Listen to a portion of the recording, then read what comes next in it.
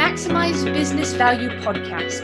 This podcast is brought to you by Mastery Partners, where our mission is to equip business owners to maximize business value so they can transition their business on their terms. Our mission was born from the lessons we've learned from over 100 business transactions, which fuels our desire to share our experiences and wisdom so you can succeed. Now here's your host, CEO of Mastery Partners, Tom Bronson. Hi, this is Tom Bronson, and welcome to Maximize Business Value, a podcast for business owners who are passionate about building long-term sustainable value in their businesses. In this episode, I'd like to welcome our guest, Rob Schulz, a certified financial planner and president of Schulz Wealth. I was first introduced to Rob a few months ago by our mutual friend, Lisa Harrington, a Vistage chair here in the DFW area.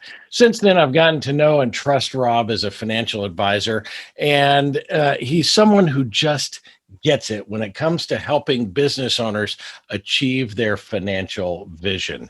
Rob is also the author of Thoughts on Things Financial. We'll have a link to this right on our website. Thoughts on Things Financial, your guide to a chaotic money world, a topic that we are going to dive into today. So welcome to Maximize Business Value, Rob. Tell us about Schulz Wealth.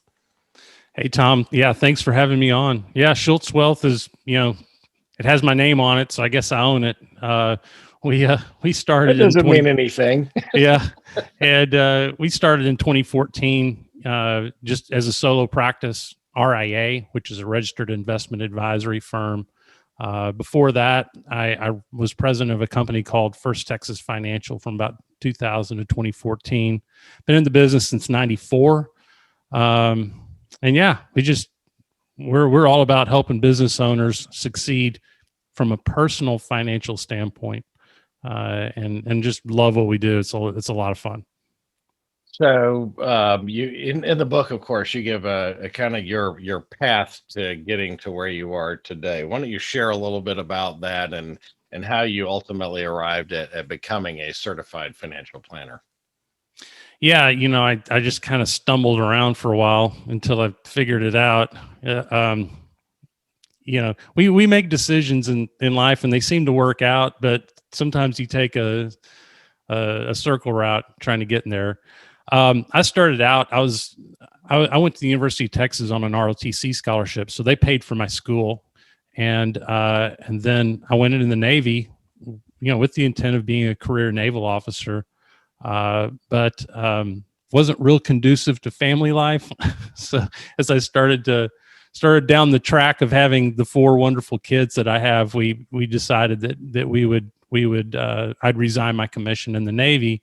But before that, because I had an accounting degree at UT, I spent a lot of time with my sailors on their finances. It was something that has always interested me. And then I found that I had a real skill set there, and they had a real need. These guys, they had families, they didn't make a lot of money. And it was always very, very challenging. So when I got out, I was like, well, that's what I want to do. I want to do financial planning. And so I went to work for a large financial services company and got trained and worked for some great people there. But I knew that isn't where I wanted to be. I wanted to actually work for my clients. So I got out of that and went what we call independent, where, I really actually was able to work for my clients and got my CFP designation, and I just kind of kept going and finally got to where, I was, again, a registered investment advisory, true fiduciary fee only advisor, which is what I think I wanted to be, like, right from the start, but I didn't know what it was. And obviously my industry has shifted and changed over those years as well. It's become much more conducive to that way of doing business, which is really exciting. I think our industry is really, really heading a good direction there. I agree. In your book, you get into kind of the alphabet soup of all of kind of the designations. In fact, so you have a CFP, which I hold in very high regard, right? And we tell our clients that they need to have a financial planner who is a CFP and somebody who is a fiduciary. And just briefly, I mean, I know your practice now really focuses on business owners. And before we get into stories into the book, what advice would you give to a business owner in terms of selecting the right financial planner?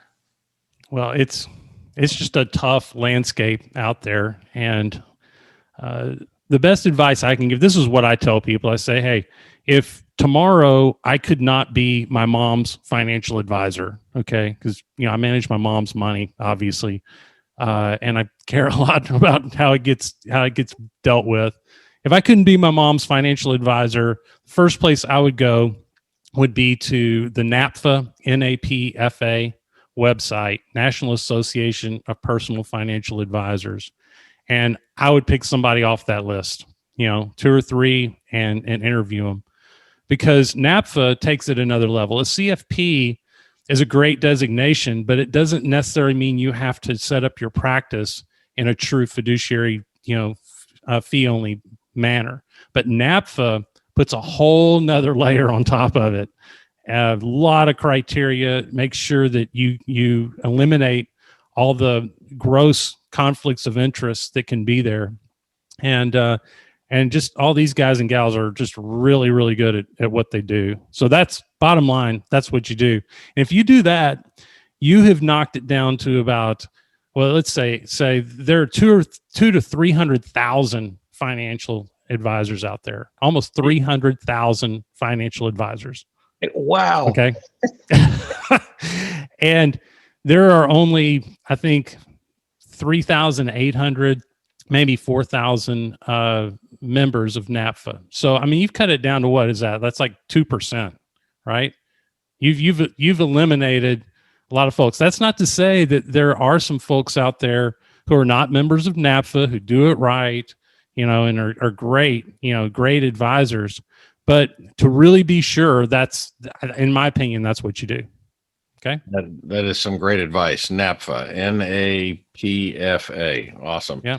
I had no idea. Of course, it feels like that there's 300,000 financial advisors. I do the air quotes on that in just the DFW area. Sometimes it's a very competitive career path. Yes. I can assure you. There are lots of folks in that. So let's talk about the book a little bit. So I love the book. It's easy to read. It's a good mix of personal stories and practical advice. But let's jump into the deep end. I read an article. In fact, I even re-looked it up in preparation for doing this podcast. I read an article recently that said 64%. 64%, that's 2/3 of Americans, are expected to retire with less than $10,000 in savings. According to the article, less than 4% of Americans will retire with more than $500,000 in savings. So there's that delta between 64% of less than 10,000. Some of them, by the way, many of them zero, would have zero savings, but less than 10,000. And then, of course, the 4% who will have more than $500,000 in savings. Let's get right to it. Why don't we plan and save for retirement? Oh, this is such a can of worms. Those statistics, I wasn't going to ask you the easy stuff. Those statistics are so scary. And we're talking about here, not necessarily, we've got 2 issues that I want to talk about around this. Okay. So first is, that statistic, is definitely, that's rank and file employees for the most part. Okay. It's not necessarily business owners that own businesses that, $1 million or more businesses. Okay. We'll talk about them in a little bit. They have their issues. Okay. Right. But the rank and file, I can make a really strong statement and just say that the shift, from pension plans to 401k plans, in the private sector has been a massive failure, for rank and file employees. Okay. Because what we did was we severely decreased the cost structure for private companies by shifting to 401ks. That's why they did it. Okay. But then we sold it as, hey, now you have total control, and you can do whatever you want. And, and we like that as Americans. We like control. And it hasn't worked, because most people just they don't have the time, they don't have the skill set, they don't have the interest, they just don't have the basic knowledge and understanding to be able to take that responsibility on and deal with it effectively. Bottom line, that's where we are. Granted, the industry, 401k industry has taken a lot of steps to try to make it more, we have QDIAs, which means that when people invest now, they don't just go into cash like they used to. If they didn't make an investment option, they go into a suitable investment of some type, usually a target date fund. That helps. We have automatic enrollment, where they'll automatically be set up for, say, 3%. Starting out if they don't do anything. These are the things that the industry is trying to do in many 401ks to just try to get those numbers up. And I encourage all that. But at the end of the day, most Americans just have no clue what it's going to take to retire someday. Okay? They just don't know. Is it their own fault? Is it my industry's fault? Is it... we can say it's the school system. I don't know. But the bottom line is most of these folks that I come into contact with, they have never seen the numbers of what they actually need to retire on. Therefore, they have no clue what they need to do. And that's probably because they don't really have a financial advisor who can kind of run those numbers and give that. We're going to get into that in a little bit.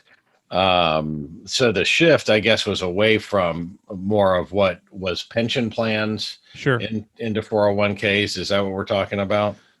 Yeah. And, it's an interesting deal because as Americans, we believe in the American dream. We believe in individuality, I guess you could say, and all that. And it's all great, right? If you take responsibility, you can do amazing things in this country. Okay. But if you don't, man, you are toast, because there's very little safety net there, for you if you're not going to pay attention to this stuff and act responsibly. Yeah, that's for sure. Of course, pensions had their issues as well. Sure. I can my grandfather who fought in World War II as an airman, he then went to work after the war at a newspaper in Washington, D.C. It was an evening newspaper, if you can remember back when we used to have morning and evening newspapers. Sure. And right after he retired, after he'd saved, he had a pension, he was, there forever. Right after he retired, the company went bankrupt and his pension went to zero. And so, it was a very difficult time for he and my grandmother, and of course for my parents to have to kind of pick up some of the slack and all that. So it's not, and of course that's an anecdote, right? Well, but no, it's a good point. And, and that kind of falls into the realm of sometimes something that we think is absolutely as safe as it possibly can be is not, right? And, right. They're just traps out there all over the place when it comes to this stuff. There's no other way to put it. Yeah, no doubt. So on that same article where it talked about the 64%, I was dare I say, somewhat alarmed by another stat that I read in that article, and that was 48% of the folks who will retire with less than 10,000 don't even care about their predicament. don't even care about it, right? So half of the people that aren't going to be prepared for it don't even care about it. Now, I'm guessing that many of those that were surveyed, because this is a survey that was done by some banking institution, but many of those surveyed were probably, if it was a cross section of people, then probably many of them were younger millennials, maybe Gen Zers who have more time to plan, but statistically, they probably won't ever get around to it. So what would you say to someone who is just kind of starting out in their career about retirement and about saving for retirement, what would you say to them to make it stick and think about this stuff?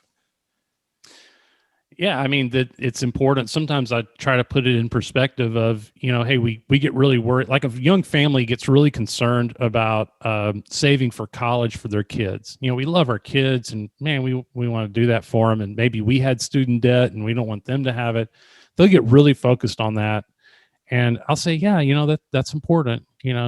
But retirement is going to, at a minimum, it's going to be 10 times the number of assets that you need to retire than what you need to put a kid through college. Okay. It's 10 times.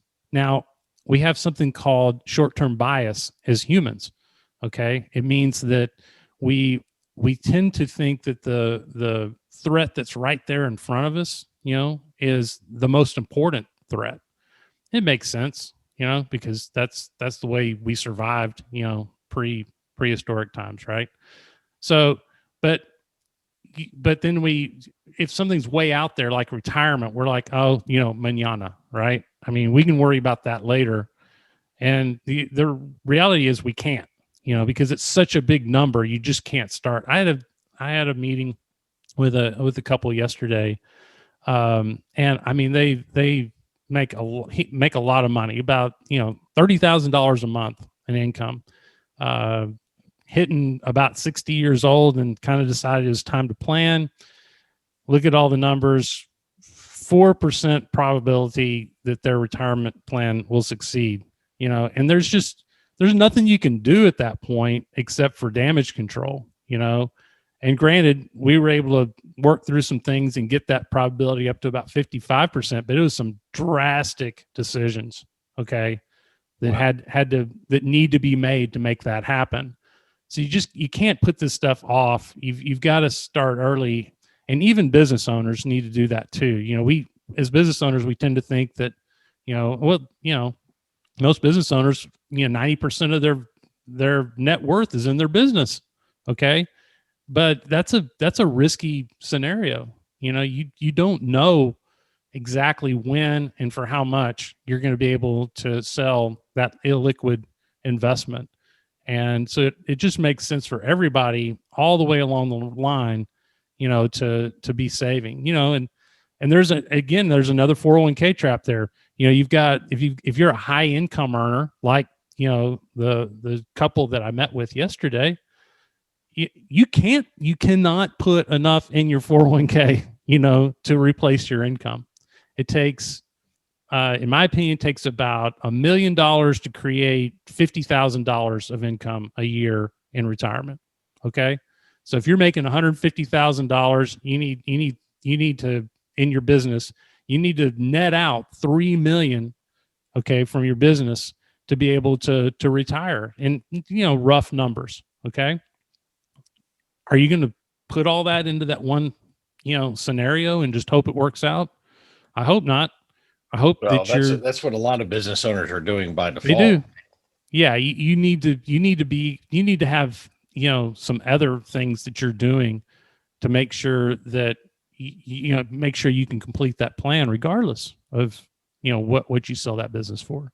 All right. We're going to get into business owners after the break. One last question before we jump into the break though. And it's something that I read when I was a young man. And of course, it goes to the longevity of planning. Do you think it's possible for every American to retire with over $1 million in savings? Oh, absolutely.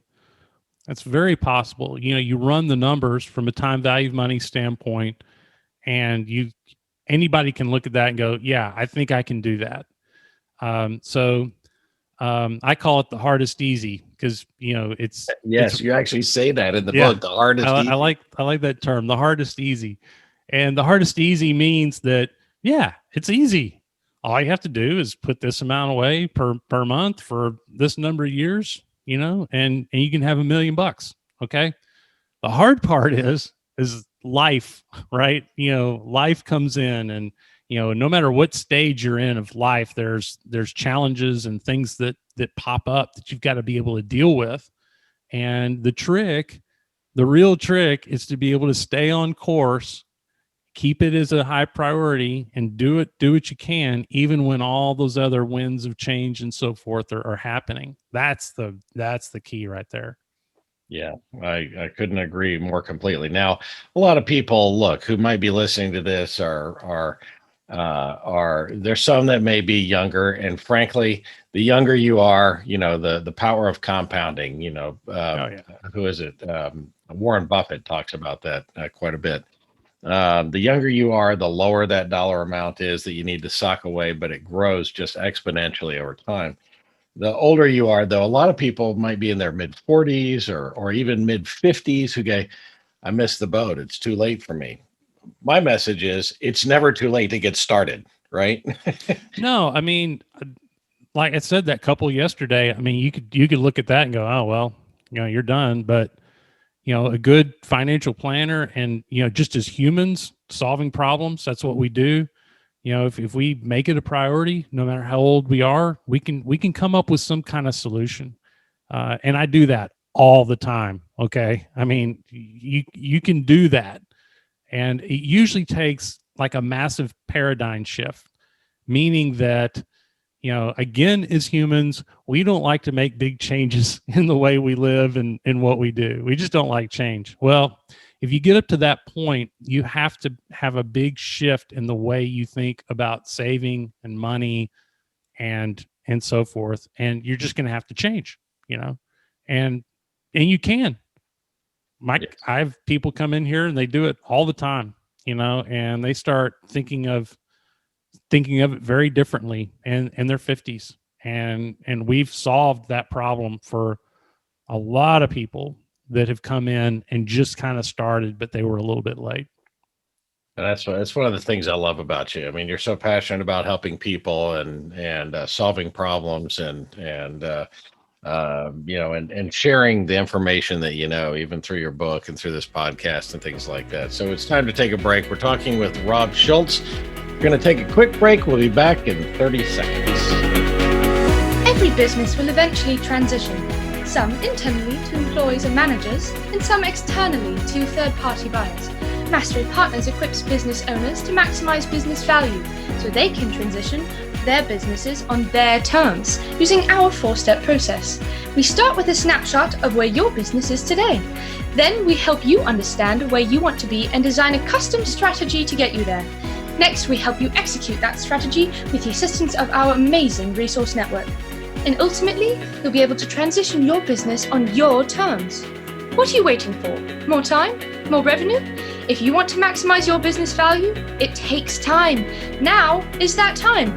Get started today by checking us out at www.masterypartners.com or email us at info@masterypartners.com to learn more. We're back with Rob Schulz, owner of Schulz Wealth, and we're talking about retirement planning. Okay, before the break, we talked a lot about retirement planning overall, and we touched a little bit on business owners, but let's bring it home for business owners because this podcast is really for and about business owners and building long-term strategies to build wealth and value in their business. I'm always surprised by the number of business owners that don't have a financial planner or wealth manager. And I think it's because most of their net worth, as we said before the break, most of their net worth is tied up in a largely illiquid asset, namely their business. And they think that financial advisors only want to manage the assets. What would you say to a business owner that doesn't have a financial planner? Well, I would say that the reason that you gave is 100% correct to the most part, that, financial advisors don't want to work with somebody who doesn't have assets because, and for me too, I'll tell you that the easiest and best way to charge for our services is off of what's called assets under management, which means we charge off of the assets that we manage. The more assets you have, the more we charge, And I like to joke that, as financial advisors, what we really want is you come to us as a business owner, you don't have any assets, and we go, hey, you need to go and start trying to save and invest on your own. And when you have $1 million, come back to me and I'll charge you on it. Okay. That sounds like a great deal, doesn't it? Right. Yeah. So there's some truth to that. Unfortunately, but the good news is that there are firms like ours that will charge, kind of more of a flat fee or per hour or something like that for the planning part. And like an RIA firm like ours, we can engage with the client at whatever level we feel like is mutually beneficial to both of us. And we love bringing on folks, business owners who maybe don't have the assets yet. Because we know they will, when they sell their business, and as we help them accumulate and so forth and so on, we can figure out a way to charge a fair amount for what we're doing, and and help you get there. That's the way I feel. So as a business owner, if you can find somebody like us, there are others out there who can kind of meet you where you're at, as we used to like to say down in Taylor, Texas, meet you where you're at. Right. Then that's something you should consider. Sure, certainly. Yeah, I agree. I think it really all goes to a couple of things too. You mentioned this before the break. If you had all of the liquidity of your business, would you go out and buy one stock with right 100% of your portfolio? Yes. Right. Yeah. Would you? I mean, it's a ridiculous concept, right? Right. But yeah, that's what most business owners do with having 100% of their net worth tied up in one stock. Hey, look, no one is going to improve the value of a business more than a business owner can do that, and that should be incentive to go out and do that. But really, business owners should think as early as they can about diversifying that, because you just never know. Silly little things like, I don't know, COVID come up. Right. Last year, many business owners who had great businesses, their businesses were almost decimated by something that they had absolutely no control over. And so there's an risk. argument. That's what we call it. Yeah. What's that? Unsystematic risk. Yeah. Diversifiable risk. Yeah. And you're right. They just, as business owners, I'm one, you're one. We have an unrealistic view of risk because we're in the business and we know we're going to do whatever it takes to make it successful. And the other thing is they'll have an unrealistic idea of what kind of return they can get outside of their business, because, and I always tell them, I'm like, look, you're going to get the best return in your business. You're diversifying out to other investments, to diversify your risk. We should not be able to make as much money on your investment portfolio as you do in your business, because we're not taking as much risk. It's that simple. It's just different. Right.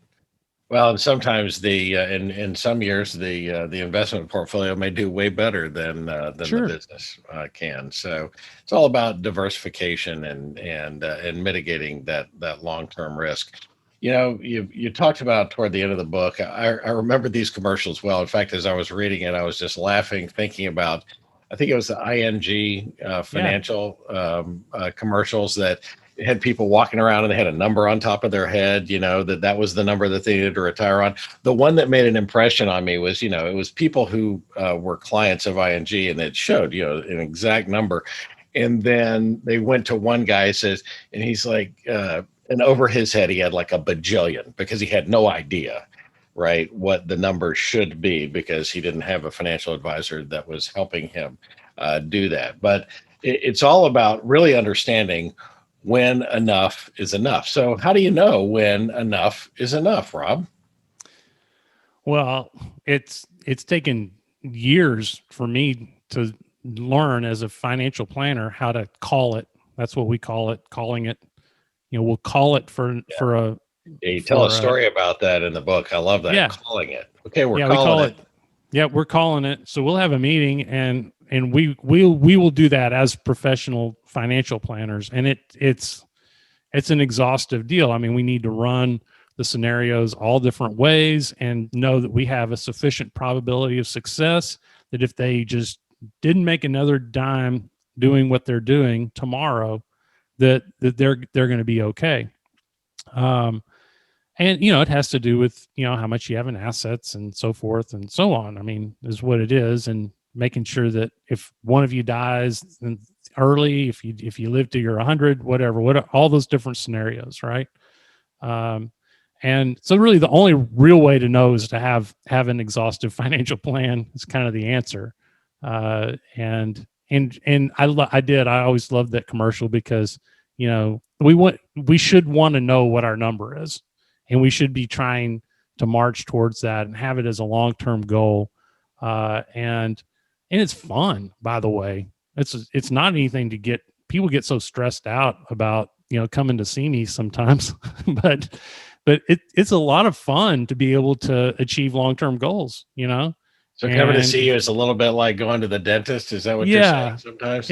It can be, but most of our clients that get into the groove, they get really excited about, every 6 months they come in and we're marching towards a goal, and that's it. I mean, frankly, it's those small wins, right? The baby steps that suddenly builds momentum, and then you get excited about that goal. And so, but it's got to start somewhere.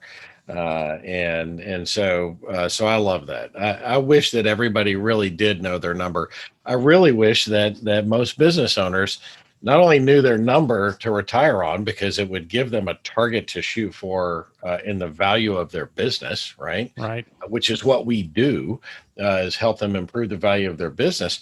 But the other thing is that most business owners just don't have any realistic opinion of what their business is worth. And so I say to business owners, there are two very important things that actions that we want them to take as a result of this podcast. Number one, find out what your business is worth, whether you engage with us to do that. And we have a great product to be able to do that. Find out what your business is worth and engage with a financial planner to really understand what you're going to need to be able to retire on. Because if you know those two numbers, right, what your business is worth today and what you're going to need to retire on, then you can start making incremental improvements in order to reach the financial targets that you want to. So I love knowing and eliminating all of the ambiguity, right? So too many people don't know. The financial markets, I want to share a little story with you. The financial markets are not always kind of a bed of roses, as we know, right? Right. Even this week, right? Every few years, we have some sort of financial, what I'll call a correction. I don't know if there's some real term for that, and the value of someone's portfolio can be decimated kind of overnight. Now, that happened to my mother. My parents retired in the late 90s, and my father passed away shortly thereafter. I mean, it was really a tragic situation. He had enough money to live on for the rest of his life. And turns out that his life didn't last that much longer. But he left a very comfortable nest egg for my mother, who was always conservative and kept money in CDs and savings accounts. So again, consider the time, the late 90s. And of course, at that point, shortly thereafter, right after my father died, the bubble burst on kind of that whole internet, bubble that we had, in 2001, I think it was 2001. But then stocks, of course, came back very rapidly. Things started improving. And as the stock market continued to outperform her low yield savings accounts and CDs and other things, she eventually started moving money into the market to get a better return, which I think was a wise choice on her part.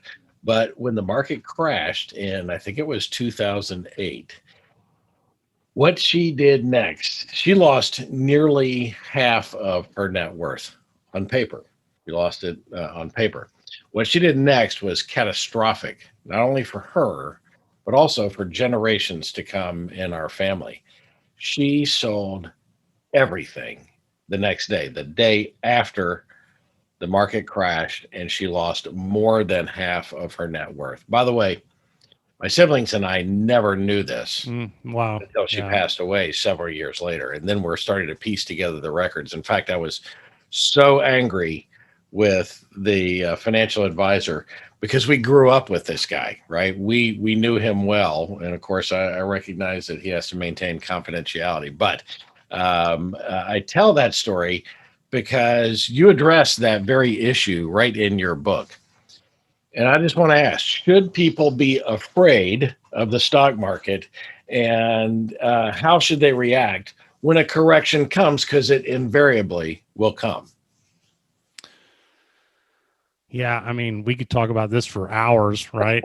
I mean, it's just Like I said, the easy questions right here. Just toss some softballs. That's not a softball. Well, so behavioral finance is a term that as a CFP, we study that constantly. And that just has to do with the emotions around investing. And, they're real. We know they're real. They have to be dealt with. And that's a big part of my role as a financial advisor, as a CFP, is to, help my clients hold the line when that happens. And we have a lot of different tools that we use, here to make sure that our clients are in step with us when those things happen. It all comes down to, from my side at least, it comes down to communication. A lot of communication, and then that when that happens, like March 23rd of last year, same deal, right? Yeah. And a good advisor will just double down on communication and will reach out proactively to everybody in every way that we possibly can, and communicate with them and say, hey, we've been here, we've done this, we've talked about this, you're okay. And what was really cool is last year, I'll tell you, because this surprised me, and I don't get surprised by financial plans very often because I do them so much, but we offered to rerun everybody's financial plan at the lowest point of the market last year. Okay, that few weeks after March 23rd. They ran incredibly well. I was shocked. I was like, we're going to run your plan and say, hey, if this is where it's at, what are your probabilities? How has this affected your ability to retire? And for the most part, it really didn't have that much of an effect. So that's what I would say there is don't pay attention to it as the end of everything. Just kind of make sure that you're communicating and that you understand that it's just going to happen from time to time. Well, and I think you just hit something that is so very important. It's the same thing that I really talk about with business owners when they get to close to transaction time, so close to that transition time. It can be extremely emotional, but don't let the emotions drive the decisions. If you think about it in advance, if you plan for it in advance, and you understand kind of where you are, and you kind of run those what if scenarios in your mind, then you'll be better prepared to deal with that. And I think you hit the nail on the head with don't be emotional about the decisions. I get that it's an emotional time, but I always make the worst decisions in my life when I'm being driven emotionally, right? We all do. Yeah, no question. Yeah. So, but before we end here, I do want to ask, I'm a big fan of what you guys are doing at Schulz Wealth. What you guys really do a great job for business owners. And so for business owners who are out there kind of shopping and looking around, what sets you apart from other wealth management firms? Yeah, no, thanks, Tom, for the opportunity to talk about that. I'd say the first thing is we specialize in business owners. I've been working with business owners for 25 years now, from day one when I started at Principal Financial Group, through First Texas, Schulz Wealth. It's always been business owners that have been the main focus of my business. So I understand business owners. I work with them. I've set up my practice in a way that that we can charge in a way, like I talked about earlier, that is that just works for business owners. The other is that we are fee-only fiduciary RIA, which means that we have eliminated all the major conflicts of interest and are working in the best interest of our clients, which is very, very important for business owners.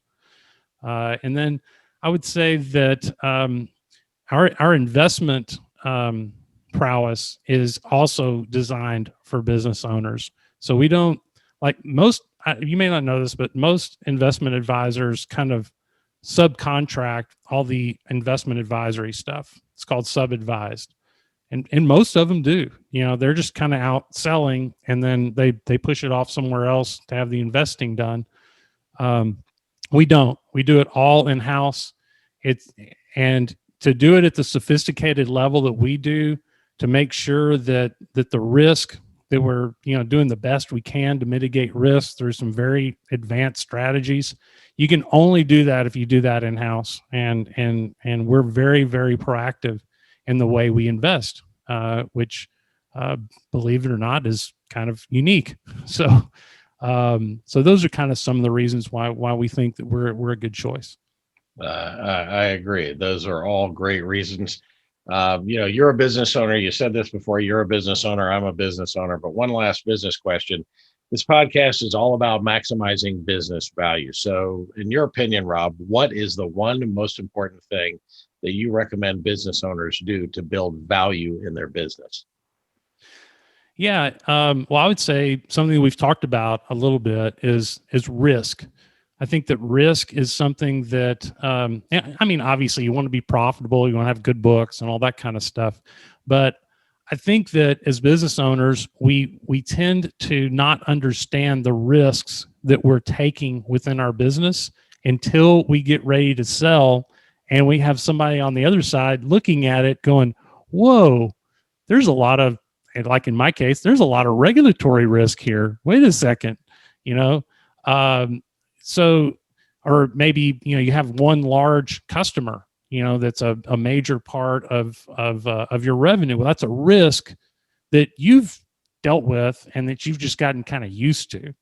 Okay. As a business owner, I would say that you should start looking at it from an outside perspective and try to do the best you can to mitigate a lot of those risks, so that when somebody comes in to buy your business, they can see that you're doing the best you can with that, and they can be comfortable with something that you've just gotten kind of used to.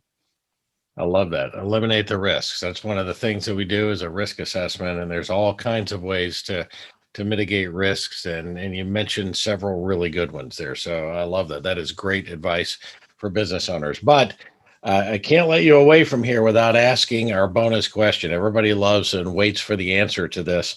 So are you ready for the bonus question, Rob? No, but go ahead. What personality trait has gotten you into the most trouble through the years? Yeah, well, that's an easy question. I know that one.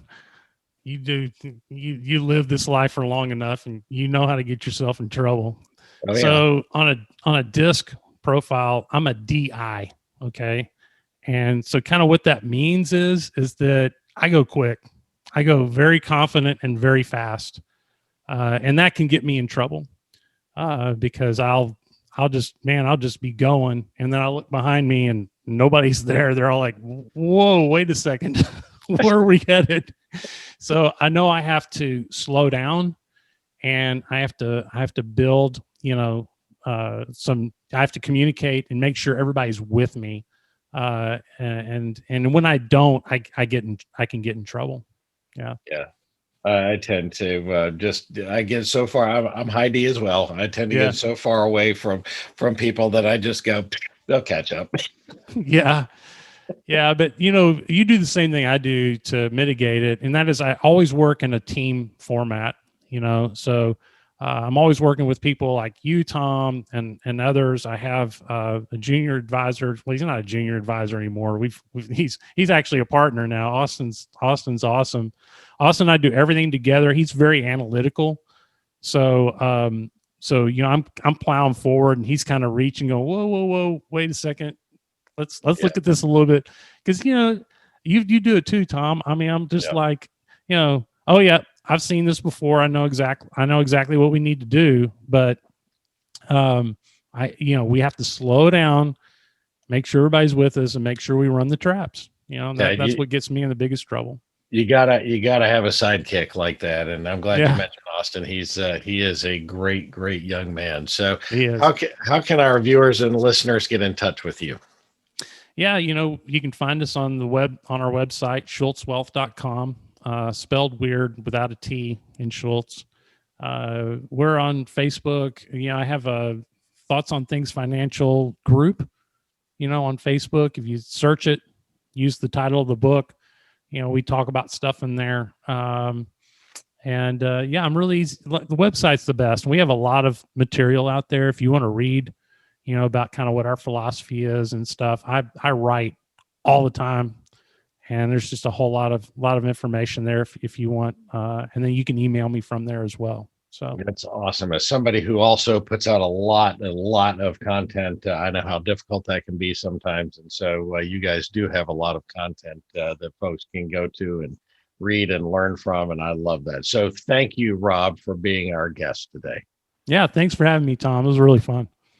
You can find Rob Schulz at Schulz Wealth. It's SCHULZ, no T, wealth.com, or on LinkedIn. And of course, you can always reach out to me and I will be happy to make a warm introduction. We will put a link to getting thoughts on things financial on our website this week. And so you can go there and get it. You can find it on Facebook. You can find it on Amazon. So it's a great book and a great read, and I recommend it for everyone. This is the Maximize Business Value podcast, where we give practical advice to business owners who are passionate about building long-term sustainable value in their business. Be sure to tune in each week and follow us wherever you found this podcast.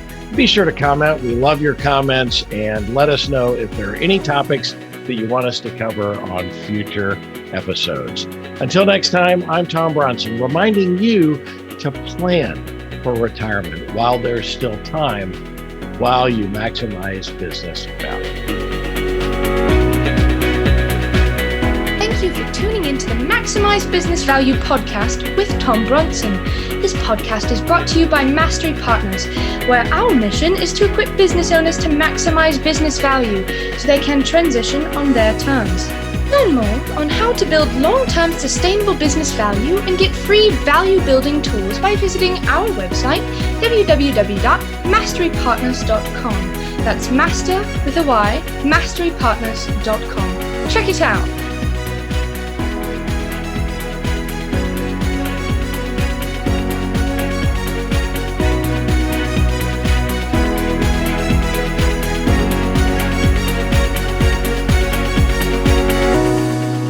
That was perfect. I wouldn't make any changes on that.